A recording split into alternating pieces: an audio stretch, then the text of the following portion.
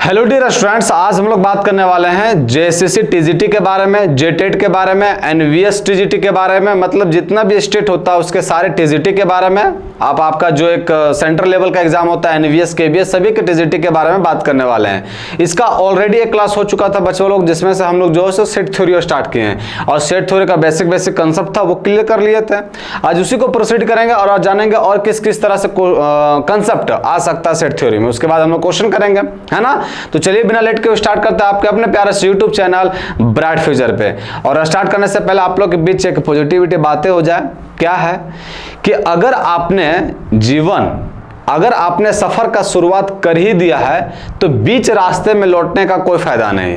अगर आपने सफर का शुरुआत कर ही दिया है तो बीच रास्ते में लौटने का कोई फायदा नहीं, क्योंकि जितनी दूरी में आप वापस लौटेगो क्या पता उससे भी पास में आपकी मंजिल मिल जाए, है ना। तो ऐसा नहीं है कि बीच रास्ता में होता है ना कि बहुत बार ऐसा होता है कि नहीं, बहुत समय लंबे समय तक आप अगर किसी गवर्नमेंट सेक्टर की तैयारी कर रहे हो तो नहीं मिलने पर क्या होता है कि वापस बैक रिवर्स ले लेते हो।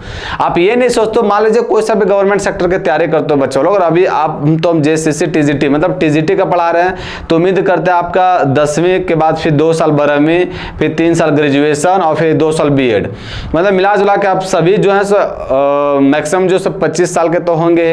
अब 25 साल जिस सेक्टर में दिए, इस सेक्टर को छोड़ के वापस आप किसी प्राइवेट कंपनी में काम करने से क्या फायदा है ना। आप 1 साल और मेहनत कर दो, मतलब जो जी जान लगा के 2 साल और मेहनत कर दो, मतलब मेहनत और कंटिन्यू कर दो, मंजिल आपको मिल जाएगी। अब 25 साल को छोड़ के आप फिर एक नया सेक्टर में जाएंगे और नया सेक्टर के आप मतलब कोर्स करोगे या तो फिर आप काम करोगे, तो उससे बढ़िया कोई फायदा है नहीं, है ना। तो उसी के रिगार्डिंग एक मोटिवेशन शायरी थे बाबू। आज हम लोग बात करने वाले हैं किसके बारे में, सेट थ्योरी के बारे में। इसका ऑलरेडी एक क्लास हो चुका तो बताएं आप लोग को, है ना। आज हम लोग जानेंगे कि और किस किस तरह से कंसेप्ट आ सकता है सेट थ्योरी में। तो चलिए सबसे पहले हम लोग ये जानते हैं कल हम लोग कहाँ तक बात किए थे। तो कल जो है सो हम लोग बात किए थे कहाँ तक, तो कल बात किए थे हम लोग आपका सेट्स के बारे में बात कर लेते थे, टाइप्स ऑफ सेट्स के बारे में बात कर लेते थे, सबसेट के बारे में बात कर लेते हैं, और जो पावर सेट यूनिवर्सल सेट था इस सब के बारे में बात कर लेते हैं। आज हम लोग बात करेंगे वेन डायग्राम के बारे में, है ना। क्योंकि सेट को रिप्रेजेंट करने का तरीका एक तो आपका टेबुलर है और एक आपका रोस्टर मेथड, है ना। रोस्टर टेबुलर तो एक ही हो गया, एक हो सेट बिल्डर मेथड। लेकिन इसके अलावा आप ग्राफिक मतलब ग्राफ के थ्रू भी आप जो है सेट्स को रिप्रेजेंट कर सकते हैं। तो उसी के बारे में जानते हैं। तो सबसे पहला पॉइंट आता है कि वेन डायग्राम क्या होता है ना। Venn diagram, Venn diagram, Venn diagram. अब देखिए हम आपको क्या बोले कि सेट्स को रिप्रेजेंट करने का तरीका है, ग्राफ के थ्रू भी आप जो है सो सेट्स को रिप्रेजेंट कर सकते हैं। इसका मतलब गुरुजी ये जो है आपका वेन डायग्राम, ये कुछ है चाहे नहीं, ये जो है सो सेट्स को रिप्रेजेंट करेगा, है ना। तो वेन डायग्राम में क्या होता है कि हम लोग सेट्स को रिप्रेजेंट करते हैं, सेट्स को दिखाते हैं। अब सेट्स को दिखाने का है तो ऐसा तो नहीं है कि ग्राफ के थ्रू बनाना तो कुछ सा भी चित्र बना दे और बोरियर बना दे, बोल दे कि गुरुजी ये हो गया सेट्स से रिप्रेजेंटेशन, ऐसा तो है नहीं। कुछ ना कुछ रूल रेगुलेशन रहते हैं हर चीज में बच्चों लोग, है ना। तो ये वेन डायग्राम क्या करता है, तो इसमें जो है सेट्स को रिप्रेजेंट किया जाता है ना। In Venn diagram, in Venn diagram, ये डेफिनेशन आपको कोई आवश्यकता नहीं, बस हल्का सा एक बार नजर देख लीजिएगा, है ना। In Venn diagram sets is represented, sets are represented. Venn diagram में जो बाबू हम लोग जो है सो सेट्स को रिप्रेजेंट करते हैं, रिप्रेजेंट करते हैं, सेट्स आर रिप्रेजेंटेड। अब बात आता कि सेट्स को रिप्रेजेंट करते हैं गुरुजी तो कुछ ना कुछ रूल होगा। तो ये जो आपका वेन डायग्राम में बच्चा लोग हम लोग सेट्स को रिप्रेजेंट करते हैं। अब सेट्स को रिप्रेजेंट करने का क्या तरीका है कि इसमें जो यूनिवर्सल सेट को बाबू यू से दिखाते हैं, और the universal set, the universal set, the universal set, universal set you को दिखाते हैं। The universal set you is represented by, is represented by rectangle,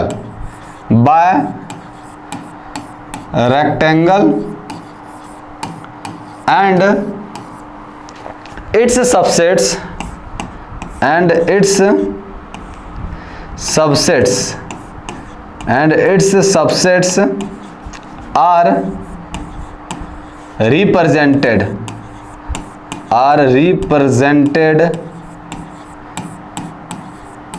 by circle, है ना।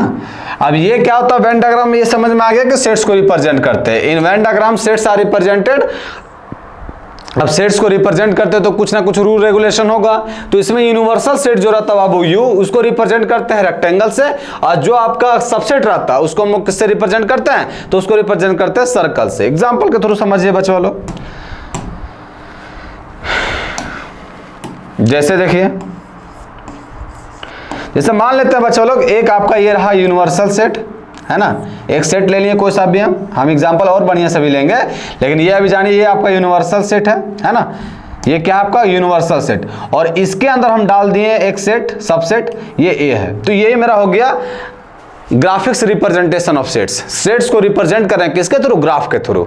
याद रखिएगा हमेशा वेन डायग्राम में सेट्स को रिप्रेजेंट किया जाता है, जिसमें से यूनिवर्सल सेट जो सबके बाबूजी बोलते हैं या सबसे बड़ा जो बोलते हैं उसको रिप्रेजेंट करता है यू से, और उसके सबसेट को जो बाबू उसको रिप्रेजेंट करते हैं किससे, सर्कल से, है ना। यहां तक कोई दिक्कत नहीं होना चाहिए, बस ये इतना याद रखना है।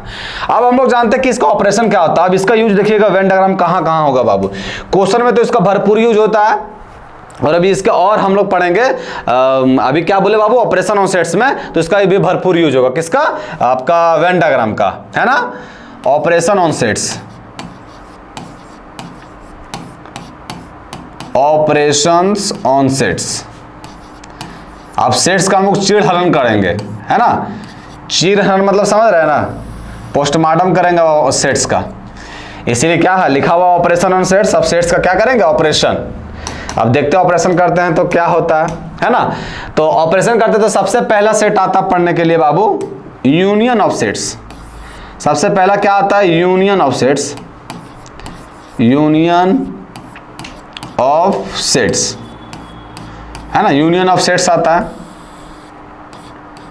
अब ये यूनियन ऑफ सेट्स क्या होता है, तो देखिए डेफिनेशन लिखने की तो कोई आवश्यकता है नहीं, आप लोग समझिए क्या होता है। एग्जाम्पल के थ्रू समझाएंगे, है ना। एग्जाम्पल के थ्रू, जैसे यूनियन ऑफ सेट्स क्या होता है, मान लीजिए बाबू ए के अंदर मेरा कोई एलिमेंट है, 1 2 3 ले लिए, है ना। और बी के अंदर कोई एलिमेंट है, बी के अंदर कोई एलिमेंट ले लिए हम 1 2 4 5, है ना, ये ले लिए। अब ये यूनियन ऑफ सेट्स क्या कहता है, यूनियन का ही मतलब आप ये वर्ड से समझ में आ रहा हो कि क्या कहना चाह रहा है। यूनियन का मतलब क्या होता है बच्चों लोग, बहुत बार आप सुने होंगे कि ये जो है सो गांव पूरा यूनियन है, यूनिटी है एकदम। ये जो इन लोग सब भाई लोग जो से ये यूनियन में रहता है। यूनियन का मतलब होता है कि कोई भी, अगर हम गाँव के बारे में बात करें या किसी भाई के बारे में बात करें जो सब आपस में मिलजुल के रहते हैं, तो यूनिटी हम लोग यूज नहीं करते कि ये यूनिटी इन लोग भाई लोग में, इन लोग बहन लोग में यूनिटी है, ये गांव पूरा यूनिटी है, यूनियन है। तो यूनियन का मतलब ये कहना चाह रहा है कि अगर कोई सा भी किसी भी गांव में किसी को भी तकलीफ आएगा, कोई भी विपत्ति आएगी, तो सारे आदमी जितने भी गांव के निवासी हैं उसको समर्थन देंगे, मतलब सपोर्ट करेंगे। इसका मतलब क्या बाबू कि एक यूनिटी, मतलब यूनियन को दिखा रहा है। कोई भी विपत्ति किसी एक घर में आवे तो सारा आदमी लोग उसको रिजॉल्व करेगा, सारा आदमी लोग बाबू, सारा आदमी लोग उसको सपोर्ट करेगा। इसका मतलब ये समझ में आ रहा है गुरुजी, क्या समझ में आ रहा है कि ये सारा चीज को इंक्लूड कर रहा है ना। तो उसी तरह यूनियन वहीं से आया बाबू। यूनियन क्या कहता है, यूनियन ऑफ सेट्स, कि आप जो 2 सेट लिए गुरुजी, 2 से 3 सेट लिए, 3 से 4 सेट लिए, कितना भी सेट लीजिए, अगर हम यूनियन निकालेंगे तो यूनियन का मतलब ये है कि ये सारा सेट्स का एलिमेंट उस सेट में आएगा गुरुजी। तो ये हम लोग क्या बोलेंगे कि यूनियन ऑफ सेट्स है। अच्छा, इसको दिखाते कैसे हैं, तो इसको लिखते हैं ए यूनियन बी, यू से बन गया यूनियन, ए यूनियन बी, ऐसे लिखते हैं बच्चों लोग, है ना। ये कैसे दिखाता है, तो ये देखिए ए और बी 2 अभी सेट लिए, तो 2 सेट के जितने भी एलिमेंट है ये सारे एलिमेंट इसके अंदर आएगा बाबू, यूनियन के अंदर, है ना। जैसे भी आपको एग्जांपल दिए कि मान लेते हैं अगर कोई सा भी विलेज में भी देखे होंगे, बहुत सारा ऐसा गांव होता है आपका इर्द गिर्द जो यूनिटी में रहता है, मतलब कोई सा भी विकट परिस्थिति आएगा उस गाँव में किसी एक बंदे के पास भी, तो सारा गाँव लोग उसको समर्थन देने पहुंच जाता है, सारा गाँव लोग उसको सपोर्ट करता है। मतलब वो देखते हैं यूनिटी रहने का मतलब क्या हो गया कि सारा गाँव लोग उसको सपोर्ट कर रहा है।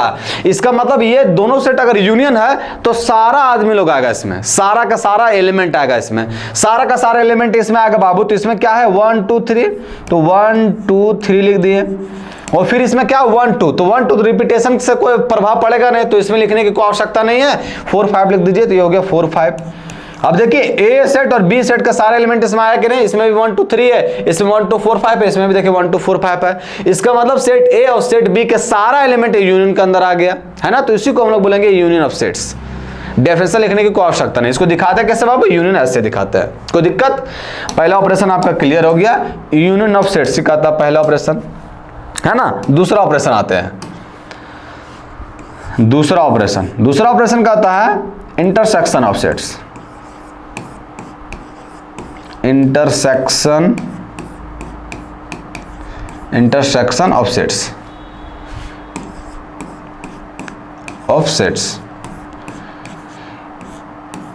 ये आपको सिर्फ जो है ना सो नाम तो पता रखना ही है, और साथ साथ में उसका जो है ना सो डेफिनेशन कोई नहीं पूछता बच्चों लोग, समझना, वर्ड को समझना है।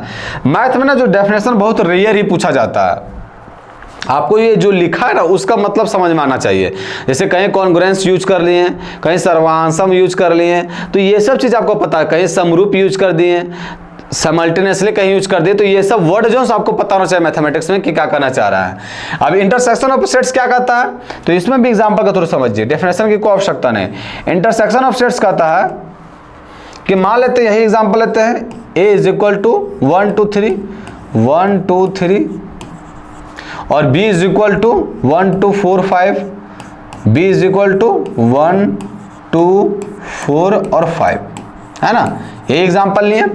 और इंटरसेक्शन का कैसे रिप्रेजेंट करते बाबू, तो उल्टा यू लिख देते, a इंटरसेक्शन b है ना। अब ये इंटरसेक्शन क्या कहता है, तो इंटरसेक्शन ऑफ कहता है जब भी दो सेट या दो सेट से ज्यादा सेट्स का अगर इंटरसेक्शन निकालते हैं तो वो कहता है कि उस सेटों में कॉमन एलिमेंट कौन कौन सा है। तो देखिए यहाँ कॉमन एलिमेंट कौन कौन है, 1 2 3, यहाँ 1 2 है, 3 तो नहीं है, मतलब कॉमन एलिमेंट सिर्फ 1 2 मिला, तो इंटरसेक्शन क्या निकल जाएगा, 1 2 निकल जाएगा। मतलब आपसे पूछे यूनियन और इंटरसेक्शन के बारे में, तो यहां तक हमको लगता है कि आपको कोई कंफ्यूजन नहीं रहना चाहिए, है ना। यूनियन का मतलब पूछे तो दोनों दो सेट या दो सेट से ज्यादा सेट का अगर यूनियन पूछे तो सारे सेट्स के एलिमेंट को मिला के एक सेट बना देंगे, तो वो कहलाएगा मेरा यूनियन ऑफ सेट्स। अगर वहीं इंटरसेक्शन ऑफ सेट्स पूछे तो सारा सेट से दो या दो से ज्यादा सेट्स का अगर इंटरसेक्शन पूछे तो सारा सेट्स का कॉमन एलिमेंट छाट के लिख देंगे और उससे जो सेट बनेगा उसी को हम लोग क्या बोलेंगे, इंटरसेक्शन ऑफ सेट्स। अब यहां एक बात गौर कर रहे होंगे, क्या गौर कर रहे होंगे कि आप यूनियन में देख रहे हैं, अगर मान लेते हैं लिखा हुआ कहीं मिल जाए, लैंग्वेज में भी लिखा हुआ मिल जाता है कि अगर मिल जाए, यहां नोट करके लिख लीजिए इसको, अगर आपको मिल जाए बच्चों लोग, क्या मिल जाए कि कहीं आपको और मिल जाए, देखा हुआ ना, कहीं आपको क्या मिल जाए, और कहीं एंड मिल जाए, एंड मिल जाए, तो आप क्या समझिएगा, इसको कह दे कि हमको जो है सो ए, यहां जो है ना ए और बी कॉमा दिए हैं, यहां लेकिन मान ले यहां ए और एंड बी लिखा हुआ रहता है, मतलब अगर एंड मिले और मिले, ये लैंग्वेज में मिलेगा, लैंग्वेज वाला क्वेश्चन कीजिएगा तो इसमें आपको ऐसा ही लिखा हुआ मिलेगा। तो और का मतलब क्या होता है समझिए, यहां और का मतलब क्या होता है, या मतलब इसमें रहे चाहे इसमें रहे, दोनों में रहे, दोनों का बात कर रहा है। इसका मतलब अगर और कह रहा बाबू तो ये यूनियन को दिखाता है। यूनियन कैसे दिखाता है, ऐसे, ये यूनियन को रिप्रेजेंट करता है।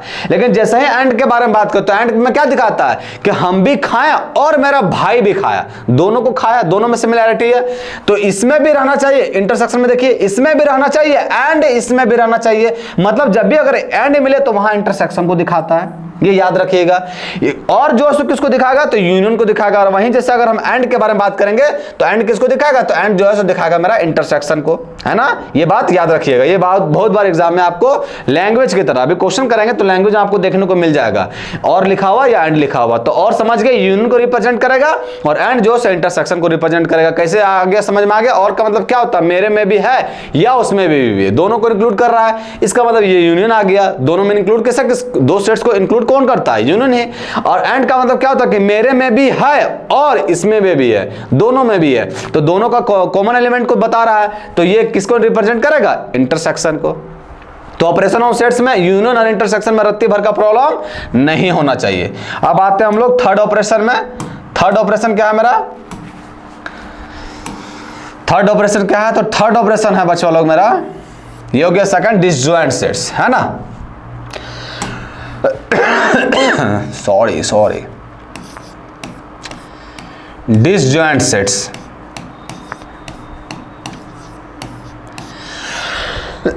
डिसजॉइंट सेट्स, डिसजॉइंट सेट्स है ना, डिसजॉइंट्स ऑफ सेट्स, सेट्स का डिसजॉइंट, यार डिसजॉइंट सेट्स लिखे।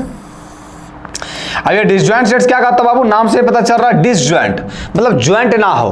तो ज्वाइंट ना हो मतलब ये कह रहा है कि आप एक ऐसा सेट्स लो, एक ऐसा सेट्स लो जिसमें मान लेते हैं हम ले लिए 1 2 3 है, और बी में लिए हम ABC, ABC। अब ये क्या बोलता है, डिसजॉइंट ऑफ सेट। तो डिसजॉइंट ऑफ सेट क्या कहता है, तो डिसजॉइंट ऑफ सेट कहता है कि दोनों, दो या दो से जितना भी आप सेट्स लेते हैं उसके अंदर आपका कोई भी एलिमेंट में कॉमन ना मिलेगा। आप देखिए यहाँ ए इंटरसेक्शन अगर बी निकालेंगे बच्चा लोग तो कोई एलिमेंट कॉमन आ रहा है क्या, इंटरसेक्शन क्या दिखाता है कॉमन एलिमेंट को, तो 1 2 3 यहाँ ABC कोई एलिमेंट कॉमन है क्या, कोई एलिमेंट कॉमन नहीं है। तो अगर जहां आपको कोई सा भी एलिमेंट कॉमन ना मिले कहां समझ जाना कि वो दोनों सेट या तीनों सेट जो है सो डिसजॉइंट सेट्स है। यहां दो सेट्स के बारे में बात कर रहे हैं हम, तो दो सेट्स में ये दोनों सेट्स में कोई भी एलिमेंट कॉमन है नहीं है, तो ये दोनों सेट्स क्या है, डिसजॉइंट सेट है। अच्छा बाबू लोग, अभी हम जो आप लोग को ऑपरेशन ऑफ सेट्स बताएं तो ये आप लोग को हम यूनियन, इंटरसेक्शन, ये आपको एग्जांपल के थ्रू समझाएं। अभी आप कहिएगा कि गुरुजी अभी तो आप हमको वेन डायग्राम बताएं तो उसका यूज तो नहीं हुआ कहीं। अब देखिए यहाँ यूज कैसे नहीं होता है, जैसे यही ए और बी है, हम ए और बी क्या लिखे सो उसको गोली मारिए। हम यहाँ अगर वेन डायग्राम के थ्रू इसको दिखाएंगे बच्चा लोग तो कैसे दिखाएंगे इसको, ए यूनियन बी को, है ना। देखिएगा अभी ये हो गया आपका यूनिवर्सल सेट, ये हो गया आपका ए और ये हो गया आपका बी, है ना। ये आपका ए हो गया और ये हो गया आपका बी, वेन डायग्राम को थ्रू दिखा रहा है। तो अगर ए यूनियन बी बोले बाबू, ए यूनियन बी बोले तो ए और बी के सारे एलिमेंट को हमको लेना है ना। ए और बी के सारे एलिमेंट को लेंगे, कोई भी एलिमेंट को छोड़ना नहीं है। ए यूनियन बी बोले थे, लेकिन वहीं अगर ए इंटरसेक्शन बी बोलेगा तो क्या होगा, ये ए यूनियन बी वाला केस है बच्चा लोग, है ना। और वहीं अगर ए इंटरसेक्शन बी बोले तो क्या होगा, ये हो गया यूनियन, ये हो गया आपका ए और ये हो गया आपका बी, ये ए हो गया और ये हो गया बी। इंटरसेक्शन बोले बाबू दोनों सेट्स का क्या है इंटरसेक्शन, तो दोनों सेट्स का क्या लेना, कॉमन एलिमेंट। तो कॉमन एलिमेंट कौन होगा, ये एलिमेंट कॉमन होगा, तो ये मेरा क्या निकलेगा, इंटरसेक्शन, है ना। तो ये ग्राफ के थ्रू भी बता सकते हैं आप लोग, है ना। इसलिए वेन डायग्राम बता, वेन डायग्राम में क्या होता है कि ग्राफ के थ्रू जो है सो आप इजीली जो है सो सेट्स को रिप्रेजेंट कर सकते हैं। तो याद रखिएगा यूनियन का मतलब क्या है, दोनों सेट्स को इंक्लूड करेगा, और इंटरसेक्शन का मतलब क्या है कि दोनों सेट्स का कॉमन एलिमेंट को इंक्लूड करेगा, है ना। अब ग्राफ के थ्रू अगर हम डिसजॉइंट सेट्स को रिप्रेजेंट करना चाहे तो कैसे रिप्रेजेंट करेंगे, तो भी तो आसान तरीका है। डिसजॉइंट सेट का मतलब क्या है गुरुजी, कि दोनों सेट्स के अंदर कोई एलिमेंट में कॉमन ना मिलेगा, कोई भी एलिमेंट जो है सो कॉमन ना मिलेगा, मतलब ये अपना अलग दुनिया में रहेगा और ये अपना अलग दुनिया में रहेगा, है ना। अब देखिए यहाँ कोई सब एलिमेंट कॉमन है बच्चा लोग, देखिए यहाँ ये आपका ए सेट है और ये सेट बी है, कोई एलिमेंट कॉमन है, कोई एलिमेंट कॉमन नहीं है, तो इसी को हम लोग क्या बोलेंगे कि ये डिसजॉइंट सेट है। जब भी दो सेट्स या दो सेट्स के अलावा कितना भी सेट्स रहे, अगर वो सारा सेट्स में कोई एलिमेंट कॉमन ना मिलेगा तो आपको समझ जाना कि वो डिसजॉइंट सेट्स को रिप्रेजेंट कर रहा है ना। तीसरा ऑपरेशन ये है आपका। चौथा ऑपरेशन में आते हैं, चौथा में difference of sets, difference of set.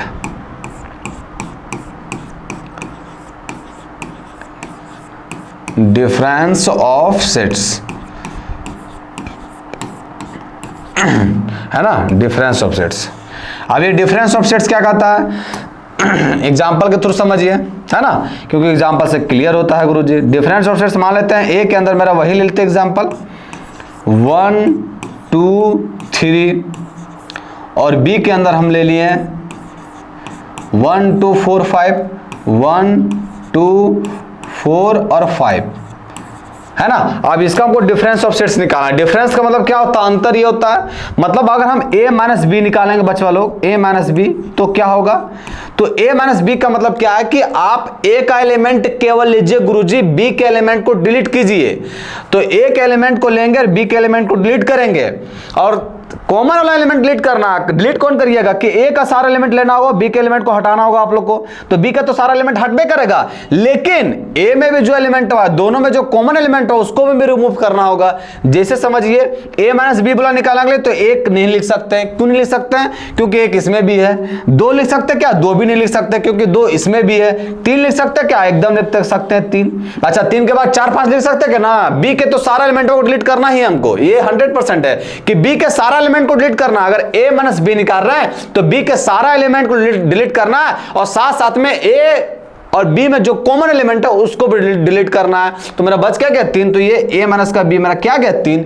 लेकिन वहीं आपसे हम पूछे कि b माइनस का a क्या होगा, b माइनस का a क्या होगा, तो a का सारा एलिमेंट डिलीट होगा, a का सारा एलिमेंट को डिलीट कर दीजिए। अच्छा b का सारा एलिमेंट को लिखना है क्या, नहीं, आप देखना कि कौन सा कॉमन एलिमेंट है। तो कॉमन एलिमेंट 1 2 यहां भी 1 2 यहां भी है, मतलब ये 1 2 भी डिलीट होगा तो बचेगा क्या 4 और 5, तो ये हो जाएगा 4 और 5 b माइनस का है ना।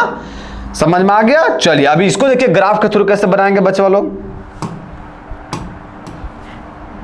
अगर हम a माइनस बी और b माइनस a को हम रिप्रेजेंट करना चाहें वेन डायग्राम में तो कैसे करेंगे रिप्रेजेंट।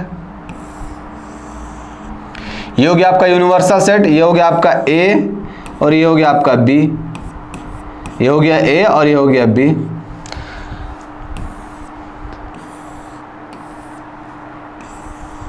ये भी हो गया आपका यूनिवर्सल सेट, ये हो गया आपका a और ये हो गया आपका b, ये हो गया a और ये हो गया b। अब a माइनस बी बोलेंगे निकालने के लिए तो कौन सा पार्ट निकलेगा, तो a के सारे एलिमेंट को रखना है गुरुजी, a के सारे एलिमेंट को रखना है और b के एलिमेंट को डिलीट करना है। a का सारा एलिमेंट रखना है, b के एलिमेंट को डिलीट करना है। तो b के एलिमेंट तो यहां तक है पूरा पूरा गोलाई तक बाबू, तो खाली बचेगा क्या ये वाला, ये कॉमन एलिमेंट भी नहीं आएगा गुरुजी। ये मेरा क्या दिखा रहा है, तो ये दिखा रहा है a माइनस का b, a माइनस का b। अगर b माइनस का a पूछे तो b का एलिमेंट रखना है, a के सारे एलिमेंट को डिलीट करना है और साथ साथ में जो दोनों का कॉमन एलिमेंट है उसको भी डिलीट करना है। मतलब a के सारे एलिमेंट को डिलीट कर देना, आपको सिर्फ b के एलिमेंट को रखना है। तो b के एलिमेंट रखेंगे तो सिर्फ ये आएगा, केवल b का एलिमेंट रखना है हमको, तो ये आएगा। तो ये क्या दिखा रहा है, तो ये दिखा रहा है मेरा b माइनस का a, b माइनस का a। ये मेरा क्या होगा डिफरेंस ऑफ सेट्स हो गया, है ना। बताओ इसको मैं रत्ती भर का प्रॉब्लम है क्या आप लोग को, नहीं होना चाहिए, है तो फिर कमेंट सेक्शन में जरूर कमेंट करना है ना। तो ये 4 तरह का ऑपरेशन जो है आप लोगों को क्लियर हो गया होगा, है ना बच्चों लोग। अब हम लोग मूव करते हैं किसमें, नेक्स्ट ऑपरेशन में। ये आपका डिफरेंस डिसजॉइंट दोनों क्लियर हो गया होगा। मूव करते हैं नेक्स्ट ऑपरेशन में। नेक्स्ट ऑपरेशन क्या है, तो नेक्स्ट ऑपरेशन है मेरा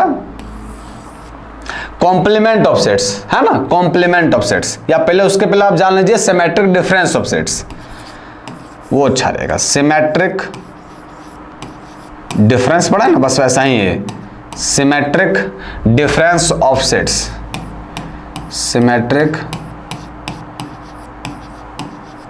डिफरेंस ऑफ सेट्स,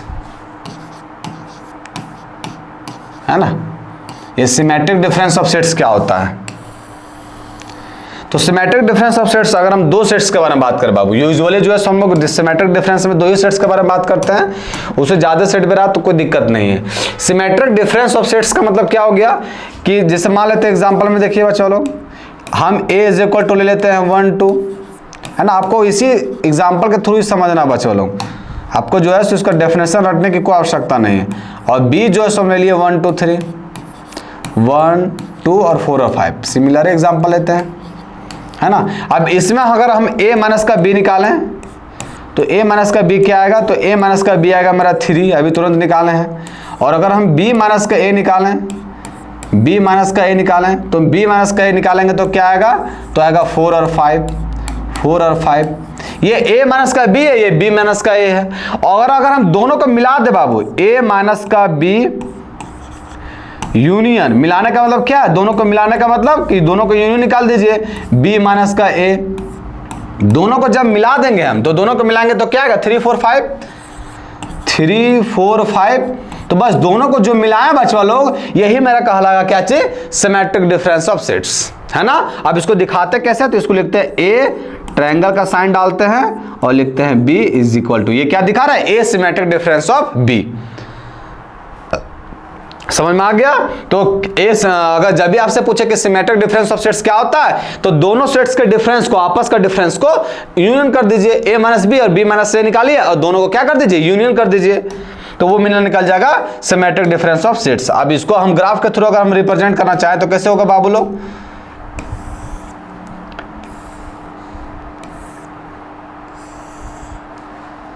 फिगर दे बना सही से ना।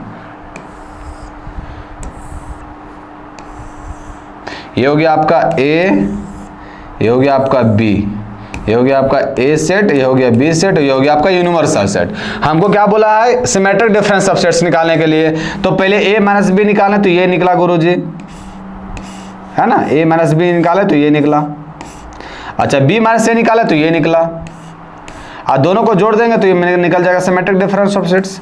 तो ये जो दोनों चीज जुड़ गया ये मेरा क्या कहलाएगा, तो ये कहलाएगा मेरा सिमेट्रिक डिफरेंस, मतलब ए सिमेट्रिक डिफरेंस बी है ना। रिप्रेजेंट कैसे करते हैं, दोनों के बीच मेरा ट्रायंगल का साइन रहता है। अब बताओ बाबू लोग, इसमें कोई तकलीफ है, कोई तकलीफ नहीं होना चाहिए। Symmetric difference of two sets क्या होता है कि दोनों सेट्स के आपस में डिफरेंस निकाल दीजिए, और जो डिफरेंस निकलता है दोनों का उसका यूनियन कर दीजिए, वही मेरा कहलाएगा symmetric difference of sets.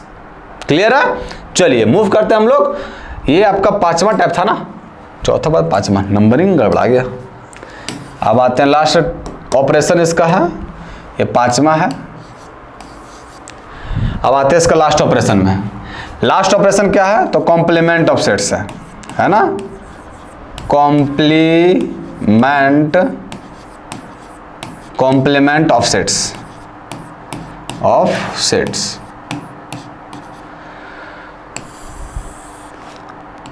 Complement of sets. Complement of sets क्या होता है, तो मान लेते हैं हम किसी भी सेट्स का कॉम्प्लीमेंट निकाल रहे हैं। मान लेते हैं एग्जांपल पे हम a is equal to 1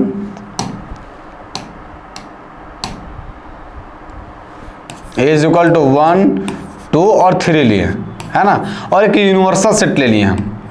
universal set ले लिए, तो यूनिवर्सल सेट में ले लिया हम 1 2 3 4 5 और 6 तक ले लिए, है ना। और हमको क्या बोलेगा, कॉम्प्लीमेंट निकालने के लिए। हमको क्या बोलेगा, कॉम्प्लीमेंट निकालने के लिए। उसको दिखाते कैसे है, तो a के पावर में c रहेगा या a के पावर में डैश रहेगा, इसको हम लोग कॉम्प्लीमेंट ऑफ सेट्स बोलते हैं। अब इसको निकालते कैसे हैं, तो ये जो यूनिवर्सल सेटवा है गुरुजी, उसमें से घटा दीजिए उस सेटवा के, ये निकल जाएगा मेरा कॉम्प्लीमेंट ऑफ सेट्स, है ना। जिस भी सेट का कॉम्प्लीमेंट निकालते हैं उस सेटवा को घटा देना है आपको यूनिवर्सल सेट में। अगर घटा देंगे तो क्या आएगा, देखिए, तो यूनिवर्सल सेट में 1 2 3 है, 1 2 3 गैप हो जाएगा, तो यहाँ बचेगा क्या, 4 5 6 4 5 और 6 है। यही मेरा क्या कहला जाएगा, ये कहला जाएगा मेरा कॉम्प्लीमेंट ऑफ सेट्स। किसी भी सेट का कॉम्प्लीमेंट निकालते हैं तो उसको यूनिवर्सल के साथ माइनस कर देना है, बस वही निकल जाएगा मेरा क्या चीज, कॉम्प्लीमेंट ऑफ सेट्स। अब इसको ग्राफ के थ्रू देखते हैं, वेन डायग्राम के थ्रू। ये आपका हो गया सेट ए और ये हो गया आपका सेट बी। ए हो गया, ये आपका बी हो गया, ये क्या आपका यूनिवर्सल सेट। हमको क्या बोला है, कॉम्प्लीमेंट ऑफ सेट्स निकालने के लिए, है ना। तो कॉम्प्लीमेंट कैसे निकालेंगे, एक एलिमेंट को डिलीट करेंगे। अच्छा यार एक ही सेट लेना है, एक ही कॉम्प्लीमेंट सेट में एक ही सेट में काम बन जाता है बाबू। सेट ए ले लिए हैं, सेट ए, है ना। हमको क्या बोला बाबू, कॉम्प्लीमेंट ऑफ सेट्स निकालने के। तो कॉम्प्लीमेंट ऑफ सेट्स क्या कहता है कि ये जो यूनिवर्सल हुआ है गुरुजी, अगर में से ये सेट के घटा दीजिए, हटा देना है। अब बाबू ये यूनिवर्सल है पूरा बड़का गो, अगर में से इसको घटाएंगे तो ये एरिया पूरा बचेगा कि नहीं, ये एरिया पूरा बचेगा ना, एकदम बचेगा ये एरिया। तो यही मेरा क्या कहलाएगा, तो ये मेरा कहलाएगा कॉम्प्लीमेंट ऑफ सेट्स। ये जो है सो मेरा क्या कहलाएगा, तो ये कहलाएगा कॉम्प्लीमेंट ऑफ सेट्स, है ना। तो उम्मीद करते हैं कि कॉम्प्लीमेंट ऑफ सेट्स में भी रत्ती भर का प्रॉब्लम नहीं हुआ होगा आप लोग को, है ना। ये मेरा क्या कहलाएगा, तो ये कहलाएगा complement of sets, complement of sets, है ना। तो कॉम्प्लीमेंट ऑफ सेट्स जब भी पूछे तो यूनिवर्सल सेट में बस उसको सब्ट्रैक्ट कर देना, निकल जाएगा मेरा कॉम्प्लीमेंट ऑफ सेट्स। यूनिवर्सल में देखिए इसको हटा दिए, इसको इंक्लूड किए हैं क्या, नहीं इंक्लूड किए हैं, तो ये मेरा क्या कहलाएगा, कॉम्प्लीमेंट ऑफ सेट्स। अब ये ऑपरेशन 6 तरह का ऑपरेशन है, वो क्लियर हो गया होगा। अब हम लोग बात करते हैं किसके बारे में, तो अलजेब्रा ऑफ सेट्स के बारे में, है ना। किसके बारे में बात करते हैं, algebra of sets.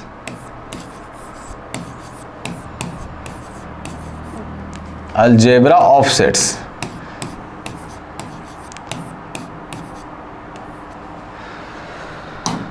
Algebra of sets क्या होता है उसके बारे में बात करते हैं।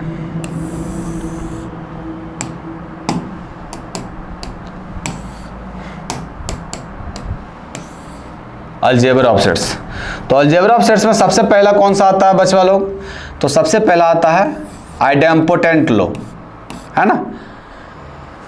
अलजेब्रा ऑफ सेट्स या लॉज ऑफ सेट्स। हाँ, अलजेब्रा ऑफ सेट्स या तो फिर आप सेट्स का क्या बोले, लॉ भी बोल सकते हैं, कोई दिक्कत नहीं है। अलजेब्रा ऑफ सेट्स में पहला आता है idempotent law. Idempotent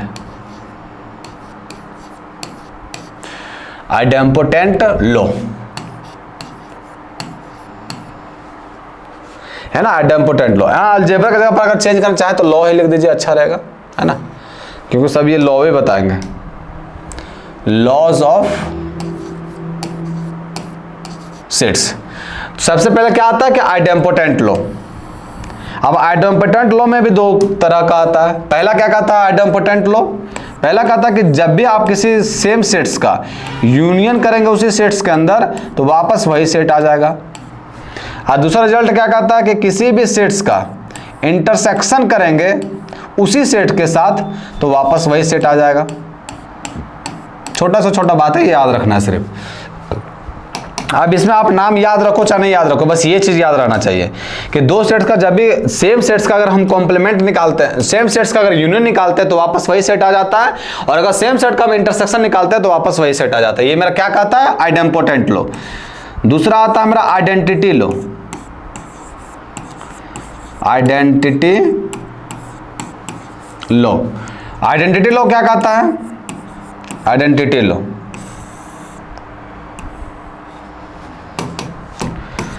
identity law क्या कहता है, तो आइडेंटिटी लॉ में दो आता है बच्चों लोग कि अगर किसी भी सेट्स का यूनियन अगर यूनिवर्सल के साथ करते हैं तो वापस मेरा यूनिवर्सल सेट ही आएगा, है ना। किसी भी सेट्स का यूनिवर्सल मतलब यूनियन, यूनिवर्सल नहीं यूनियन, किसी भी सेट्स का यूनियन किसी आप क्या बोलते हैं उसको यूनिवर्सल सेट के साथ करते हैं तो वापस क्या आता है यूनिवर्सल सेट ही आता है। और दूसरा क्या कहता है कि किसी भी सेट्स का इंटरसेक्शन अगर यूनिवर्सल सेट के साथ करते हैं तो ये क्या आ जाता है, तो ये आता है वापस ए आता है ना। ये याद रखिएगा, ये याद रहेगा आपका। ये आपका क्या कहता है, तो ये कहता है आइडेंटिटी लॉ। आइडेंटिटी लॉ क्या कहता है कि किसी भी सेट्स के साथ अगर आप किसी यूनिवर्सल सेट के साथ यूनियन करते हैं तो वापस बड़का वाला ही आएगा यूनिवर्सल सेट, और अगर आप यूनियन किसी भी सेट्स के साथ इंटरसेक्शन करते हैं यूनिवर्सल सेट के साथ तो वापस क्या आएगा, ए आएगा। समझ में आ गया आइडेंटिटी लॉ, यूनियन। ठीक है, आते हैं थर्ड में। आइडेंटिटी हो गया, थर्ड में आते हैं। थर्ड मेरा कम्यूटेटिव लॉ। Commutative law. अब कम्यूटेटिव लॉ क्या कहता है, नाम से ही पता चल रहा है। कम्यूटेटिव का मतलब है कि अगर आप ए यूनियन बी निकालो, ए यूनियन बी निकालो या बी यूनियन ए निकालो, बात बराबर है ना। बी यूनियन ए निकालो, बात बराबर है। दूसरा का कहता है आप ए इंटरसेक्शन बी निकालो, ए इंटरसेक्शन बी निकालो या बी इंटरसेक्शन ए निकालो, बात बराबर है, बात बराबर है ना। ये आपका कहता है कम्यूटेटिव लॉ। ये हो गया आपका तीसरा। चौथा लॉ में आते हैं, चौथा लॉ में कहता है associative law. Associative law, associative law. Associative law में पहल का क्या है, तो एसोसिएटिव लॉ में पहल का कहता है कि यदि आप पहले दो सेट्स का यूनियन निकालो और फिर थर्ड सेट के साथ यूनियन करो तो ये आपका इक्वल होगा। पहले हम क्या किए, तो पहले दूसरे वाले दो सेट्स का यूनियन निकालें और फिर हम उसके बाद फर्स्ट सेट के साथ यूनियन करेंगे तो इक्वल होगा। कहने का मतलब यहां देखिए, पहले हम दो सेट्स ए और बी का यूनियन निकालें, उसके बाद हम सी के साथ यूनियन किए हैं, है ना। ए और बी का यूनियन निकालें, उसके बाद हम यूनियन किए किसके साथ, सी के साथ, तो ये आपका इक्वल होगा। किसके साथ, किसके इक्वल होगा, तो पहले आप बी यूनियन सी निकाल लीजिए फिर यूनियन कर दीजिए ए के साथ, ये हमेशा आपका क्या होगा, इक्वल होगा। कोई दिक्कत यहां तक, ये आपका क्या कहता है एसोसिएटिव लॉ। अच्छा, इसी तरह आपका इंटरसेक्शन में भी हो सकता है कि आप पहले ए इंटरसेक्शन बी निकालो, ए इंटरसेक्शन बी निकालो और फिर इंटरसेक्शन करो सी के साथ, ये आपका इक्वल होगा। पहले बी इंटरसेक्शन सी निकालनी है, उसके बाद इंटरसेक्शन करेंगे ए के साथ, है ना। ये आपका कहता है एसोसिएटिव लॉ। समझ में आया। ये यूनियन कैसे वाला, ये तो आप एसोसिएटिव डिस्ट्रीब्यूटिव पहले ही पढ़े होंगे, कम्यूटेटिव, ये समझ में आ गया। चलिए इस समय व्यर्थ नहीं करते हैं, आते हैं फिफ्थ प्रॉपर्टी में। और फिफ्थ प्रॉपर्टी का आता है मेरा फिफ्थ लॉ, एसोसिएटिव हो गया, डिस्ट्रीब्यूटिव में आते हैं, डिस्ट्रीब्यूटिव लॉ। डिस्ट्रीब्यूटिव लॉ क्या कहता है, तो डिस्ट्रीब्यूटिव लॉ कहता क्या होता है, डिस्ट्रीब्यूट हो जाता है, मतलब अगर आप पहले A union B intersection C करें तो आप इसको ऐसे भी लिख सकते हैं, कैसे लिख सकते हैं कि पहले ए यूनियन बी निकाल लीजिए, फिर इंटरसेक्शन कर दीजिए ए यूनियन सी के साथ, ये आपका डिस्ट्रीब्यूट हो गया है। ए देखिए डिस्ट्रीब्यूट हो गया है ना। दूसरा का प्रॉपर्टी कहता है इसका कि अगर A intersection B union C रहा तो क्या हो जाएगा, तो ए इंटरसेक्शन बी हो जाएगा, ए इंटरसेक्शन बी हो जाएगा, और यहां यूनियन है, यूनियन डाल दीजिए, और उसी तरह ए इंटरसेक्शन सी हो जाएगा, सी हो जाएगा। ये मेरा कहलाएगा क्या चीज, डिस्ट्रीब्यूटिव लॉ। कोई दिक्कत यहाँ, डिस्ट्रीब्यूट हो गया, देखिए ए डिस्ट्रीब्यूट हो गया कि नहीं, यहाँ A union B intersection C है, तो ए जो से बी के साथ यूनियन बना लिया और इंटरसेक्शन का सिंबल एज इट इज रहा, और ए यूनियन सी हो गया, ए डिस्ट्रीब्यूट हो गया बी और सी में, है ना। तो ये निकल गया मेरा डिस्ट्रीब्यूटिव लॉ। और 6 नंबर प्रॉपर्टी में आते हैं, 6 नंबर लॉ में, वो कहता है आपका डी मॉर्गन्स लॉ। ये याद रखना बहुत जरूरी है, D Morgan's law, D Morgan's law, है ना। इसको ये बहुत यूज होगा क्वेश्चन में बच्चे वालों, D Morgan's law. D Morgan's law क्या कहता है, तो डी मॉर्गन्स लॉ कहता है पहल का कि अगर आप ए यूनियन बी का कॉम्प्लीमेंट निकालते हैं, तो कॉम्प्लीमेंट को अगर खोलेंगे आप तो ये जो यूनियन है ना सो चेंज होगा किसमें, इंटरसेक्शन में, मतलब ये हो जाएगा आपका A complement intersection B complement. याद रखिएगा जब भी आप यूनियन को खोलिएगा, कॉम्प्लीमेंट को खोलिएगा, तो ये जो यूनियन है किसमें कन्वर्ट हो जाएगा, इंटरसेक्शन में। ऐसा ही वो उल्टा भी हो सकता है कि अगर इंटरसेक्शन में रहा, अगर इंटरसेक्शन में रहा तो कोई दिक्कत नहीं है, यूनियन में खुल जाएगा, तो ये हो जाएगा A complement union B complement. याद रखिएगा जब भी आपका दो, यहां देखिए यूनियन है, ये क्या कॉम्प्लीमेंट, इसको खोले कॉम्प्लीमेंट का तो यूनियन कन्वर्ट हो गया इंटरसेक्शन में, यहां इंटरसेक्शन है कॉम्प्लीमेंट है, कॉम्प्लीमेंट को खोले तो इंटरसेक्शन किसमें कन्वर्ट हो गई, यूनियन में। ये क्या कहता है, डी मॉर्गन्स लॉ। तो आपको नाम याद रखे चाहे बाबू, लेकिन ये प्रॉपर्टी है जो ये चीज याद रखना आपको, है ना। तो ये 6 आपका क्या था लॉ, कोई दिक्कत इसमें, कोई दिक्कत नहीं होना चाहिए। अब जो है कुछ कुछ प्रॉपर्टी है वो याद रखिएगा आप लोग, है ना। सम रिजल्ट कह के लिख देते हैं इसको, ये याद रखिएगा आप, सम रिजल्ट्स। देखिए पहल का क्या है, तो पहल का याद रखें कि जब भी आपका एन ए यूनियन बी पूछे कि ए यूनियन बी में कितना एलिमेंट है, तो कैसे निकालेंगे, तो इसको निकालना है एन ए प्लस का एन बी और माइनस कर दीजिए intersection n A intersection B. अब आप इसको जो है ग्राफ के थ्रू देखना, डायग्राम के थ्रू देखना कि ये चीजें जो लिखे सही है कि नहीं। हमको क्या बताना कि ए यूनियन बी में कितना एलिमेंट है, तो हम क्या किए कि पहले ए का सारा एलिमेंट ले लिए, बी के सारे एलिमेंट को, ए और बी के सारे एलिमेंट को ऐड कर दिए, और दोनों का जो कॉमन एलिमेंट था उसको घटा दिए, तो मेरा निकल जाएगा क्या कि दोनों सेट्स के अंदर कितना एलिमेंट है टोटल, है ना। चलिए दूसरा का प्रॉपर्टी याद रखना आपको कि अगर n A union B union C रहा तो इसके अंदर कितना एलिमेंट होगा, तो ये हो जाएगा एन ए प्लस का एन बी प्लस का एन सी माइनस का n A intersection B minus n B intersection C minus n C intersection A और प्लस का n A intersection B intersection C, है ना। ये याद रखिएगा कि अगर A union B union C के अंदर पूछे टोटल एलिमेंट कितना है, तो पहले ए प्लस का बी प्लस का सी माइनस का ए इंटरसेक्शन बी माइनस का बी इंटरसेक्शन सी माइनस का सी इंटरसेक्शन सी और एक बार प्लस कर देना प्लस का A intersection B intersection C. ये दो रिजल्ट याद रहेगा। तीसरा का रिजल्ट क्या याद रखना आपको, तो तीसरा का रिजल्ट याद रखना है बच्चों लोग कि अगर n A complement union B complement में पूछे कितना होगा एलिमेंट्स, ए कॉम्प्लीमेंट और बी कॉम्प्लीमेंट का यूनियन में पूछे कितना एलिमेंट होगा, तो इसको कैसे लिखना है, तो लिखना एन ए इंटरसेक्शन बी का होल कॉम्प्लीमेंट। उसी का भी डी मॉर्गन्स लॉ का यूज किए बाबू लोग, है ना।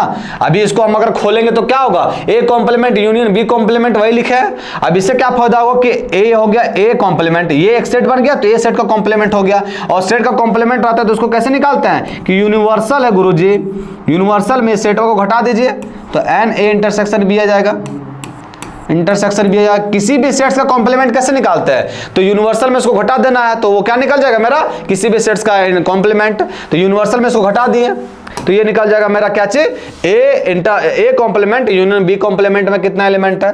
चौथा प्रॉपर्टी क्या है, चौथा रिजल्ट कि अगर n A intersection A complement intersection B complement में पूछे कितना एलिमेंट है, तो क्या करना है, तो एन ए यहाँ क्या है इंटरसेक्शन, तो ए यूनियन बी का कॉम्प्लीमेंट है ना, ए यूनियन बी का कॉम्प्लीमेंट, क्योंकि वापस उसको अगर हम कॉम्प्लीमेंट को खोलेंगे तो A complement intersection B complement होगा, और ये जब निकल जाएगा तो इसको कैसे निकालते हैं, यूनिवर्सल में से इसको घटा देते हैं, पूरा में से इसको क्या करते हैं, घटा देते हैं। किसी भी सेट्स का कॉम्प्लीमेंट अभी बताया ना कैसे निकालना, कि यूनिवर्सल में इसको घटा देना, सिर्फ यहाँ एन लग गया तो एन नंबर ऑफ एलिमेंट्स आ गया और कुछ नहीं दिक्कत है।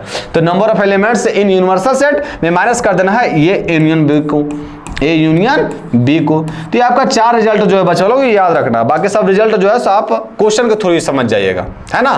तो ये 4 रिजल्ट जो है सो आप लोग को याद करना है। तो आज जितने भी सेट्स से रिलेटेड जितने भी कंसेप्ट थे बाबू सब क्लियर कर दिए। उम्मीद करते हैं कि आप लोग को रत्ती भर का प्रॉब्लम नहीं हुआ होगा।